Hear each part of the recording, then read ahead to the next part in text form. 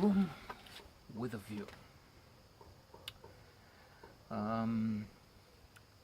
Lucy Honeychurch is at the center of this story, which takes place both in Italy, Florence, that's where we start, and Rome, and then England. And his quest, search for soul, other half, to quote Plato. In Florence, he is with Charlotte, a friend of the family.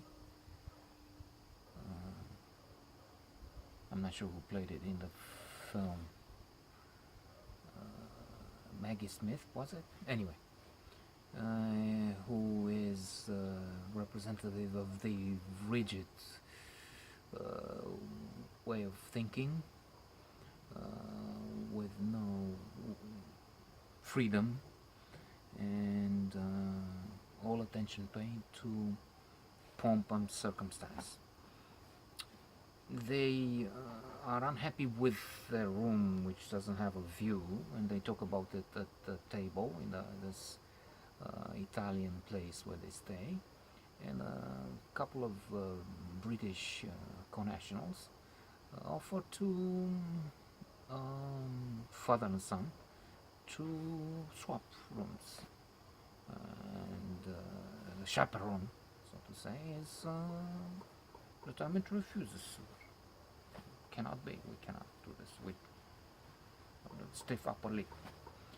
Here I must note that in fact I understand the point, and of course I agree with the evolution of Lucy, who discovers herself and in a way sheds the skin, this formality, this pomposity and snobbishness and falsehood in the end, and so she gets rid of her life. Her life could be on a trajectory of lies and falsehood and a conventional marriage and all that, but without giving you any details that would spoil your eventual reading of the book. Wonderful, one of the best. I need to say that she has what it takes to be guided and find the truth, if you will.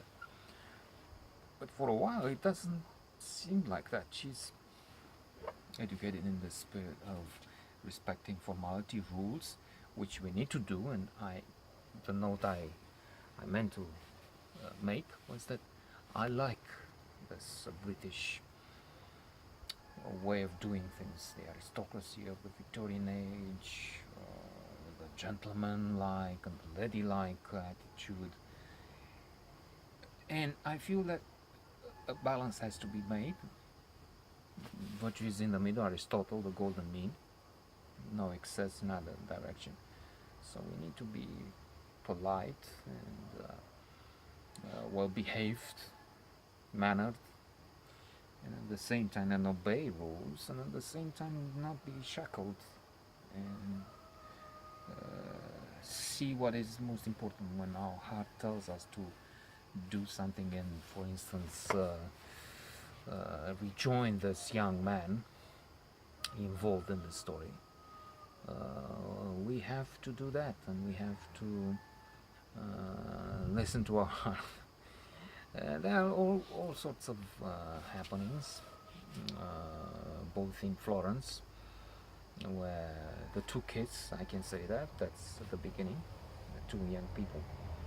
There's also a mother. There's the passion of Italian men, especially women, I guess, but the setting is not by chance. It's tumultuous, in fact, the opposing, I would say, the tumultuous Italian southern way of life, as opposed to the cooler, colder northern British and then perhaps Scandinavian way of seeing things. There is also Cecil.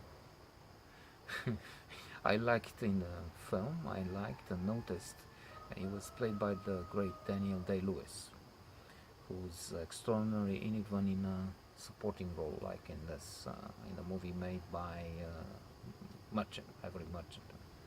Well, I hope you see it and read the book and enjoy.